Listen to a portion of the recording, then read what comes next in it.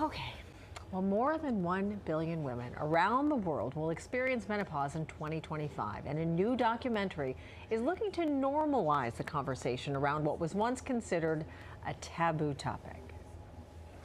Menopause is the one universal female experience. If you are born with ovaries, you will be menopausal. You may or may not be pregnant. You may or may not have fibroids. You may or may not have a lot of things that primarily affect women. Menopausal, I guarantee you will be. All right, that was a clip from the film The M Factor, Shredding the Silence on Menopause, which premieres tonight, by the way. The women behind that documentary is a familiar face, part of the PIX family, Tamsen Fadal, who joins us this morning to discuss the importance of having these conversations. It is so good to see you, Tamsen. So good to see you both. Wow. So proud of you. You've been doing amazing things. And so let's talk about the documentary. By the way, premieres tonight. Yes. WLIW, right? So I want to talk about why you decided to kind of navigate in this direction, right? And it all began with your own journey in this very building. Yeah, it was like I'm staring at that anchor desk right there because that's really where it all happened. It was November of 2019, and I was in the middle of doing a newscast, looking at the prompter. Words weren't coming out of my mouth right. And then I just got this intense hot flash that turned into heart palpitations, and I was escorted off the set and landed on the floor of the women's bathroom. And had no idea what was going on. The word menopause was like way when I was going to be older. It wasn't then. And I went from one doctor to another to try to figure out what was happening. And I finally got a note in my patient portal from the doctor that said, "In menopause, any questions?" And that was it. And it was like, "Have a good day. You're in menopause." Furthest thing from my mind, but it started me down this road of discovery of what was going on in so many women that were suffering as a result of not knowing. Yeah, well, first of all, thank you. Thank you for doing the work.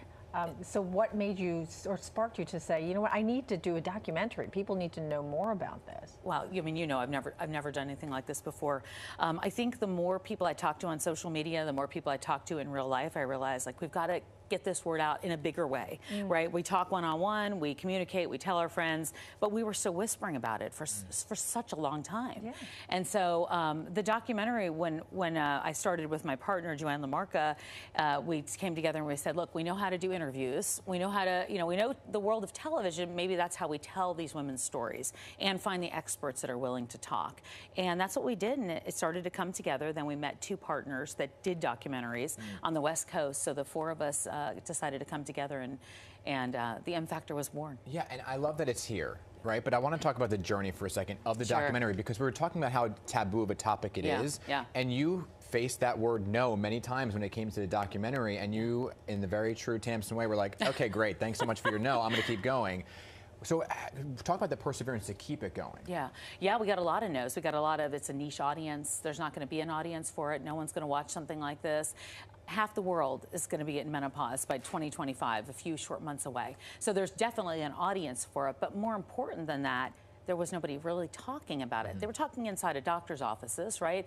We talked and whispered about it behind closed doors, but I don't know about you, but I never had this conversation with my mother or girlfriends. Not even my doctor. No, not even your doctor. And that was the big problem. So we kept pushing back against that, and we actually started it on our iPhones. That's how it began in Times Square, walking around at the end of the pandemic, like, can we talk to you about menopause? And people would go, they'd pull their masks down and go, what? No. Yeah. But, you know, we really did push back against it, and finally PBS, you know, partnered. And so it's on PBS, and it's just been really great, and it's streaming there as well, pbs.org. So I'm so grateful we kept pushing, but we got a lot of no because of that exact reason. People didn't want to talk about it. I mean, that's just it.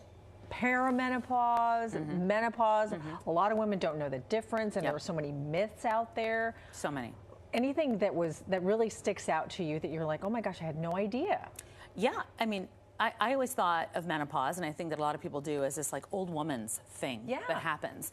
Perimenopause can start in your late 30s, early 40s, and last for 7 to 10 years in some cases with regard to symptoms. I had no idea. So a lot of times, if you saw me grumpy around here or like not very nice or raging, it was because perimenopause, my hormones are all over the place.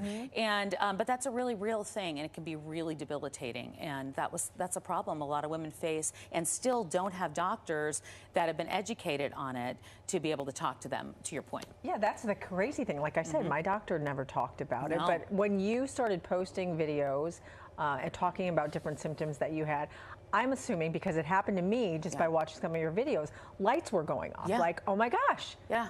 That's me. Are you finding a lot of people coming up to you probably saying, thank you, because now I know what's going on? Yeah, well, I'm so grateful for that, because I think that it shows us different directions that we need to go with things. Like, we still need to deal with workplace policy. We still need, we're in the prime of our careers, and we're in the workplace dealing with so many of these symptoms. And so, yes, I love when people talk to me about it, because then it lets me know where else we need to shine that light in this area. I want to play a soundbite because it affects women of color more adversely, right? And so we have one of your interviews. Play the clip right now, and then we'll talk about it. There's so much of your identity that's wrapped up, and your confidence that's wrapped up in your sexuality and your ability to feel sexual, and to have that just take that away before I've really been able to fully explore. I just started to figure out who I am, and then I have to figure it out again. It really messed with me in ways that I totally was not expecting. You see the emotion behind that, right? Telling the story too, and I'm sure you dealt with that a lot during many of your interviews. But is there, I guess, Tamsen, this a clinical bias when it comes to diagnosing women? Sure.